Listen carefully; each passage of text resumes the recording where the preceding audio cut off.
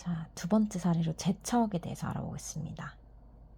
민사소송법 41조 1호를 보면 법관 등의 제척, 기피, 회피에 관한 2절 제41조 제척의 이유 법관은 다음 각호 가운데 어느 하나에 해당하면 직무집행에서 제척이 된다. 2호를 보면 1호를 보면 법관 또는 배우자나 배우자였던 사람이 사건의 당사자가 되거나 사건의 당사자와 공동권리자, 공동의무자 또는 상환의무자의 관계에 있는 때.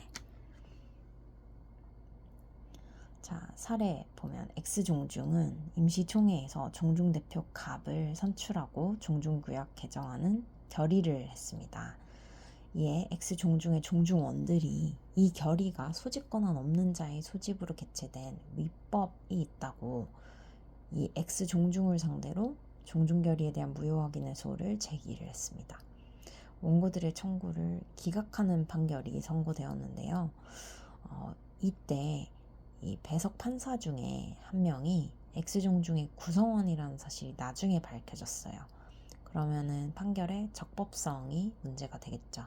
그리고 이 부적법한 판결이라면 그 구제수단이 무엇인지를 논해야 하는 문제입니다. 자, 다시 논점 정리.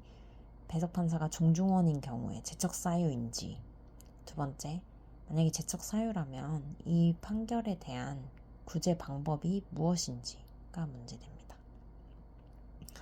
먼저 판결의 적법성 여부를 따져보면요. 배석 판사가 종중원인 경우 제척 사유에 해당하는지 여부.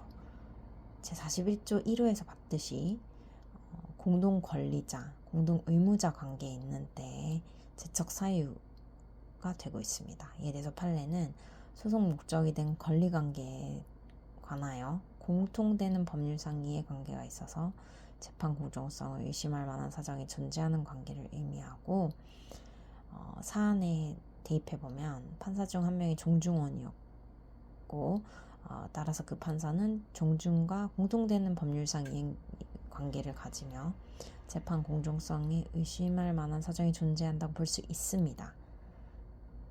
따라서 41조 1호의 당사자와 공동권리자, 공동의무자의 관계에 있는 자로 볼 수 있기 때문에 제척 사유에 해당됩니다.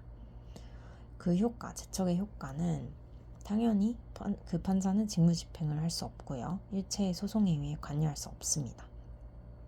단 48조 단서를 보시면 예외적으로 종국 판결의 선고에만 관여를 하거나 긴급을 요하는 경우에는 직무를 행할 수 있습니다.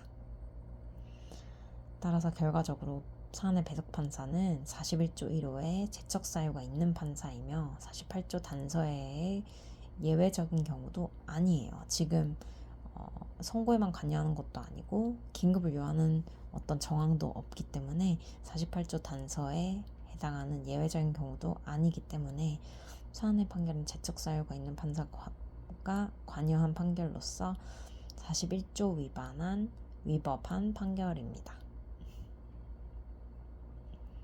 위법한 판결이에요. 이 경우 구제수단은 어떻게 됩니까? 제척 사유가 있는 판사의 경우 위법하기 때문에 그 판결 확정 전에는 상소를 제기할 수 있고 확정 후에는 재심을 소제기로 할 수 있습니다. 그래서 이 판결을 취소할 수 있는 기회를 주고 있습니다. 상소 제기는 424조 1항 2호, 재심의 소제기는 451조 1항 2호에 법원의 제척 기피 사유가 규정되어 있습니다. 따라서 결론은 사안의 판결은 제척 사유가 있는 판사가 관여한 판결로 41조를 위반한 위법한 판결이며 구제수단으로는 상소나 재심을 통해서 판결을 취소할 수 있다는 것입니다.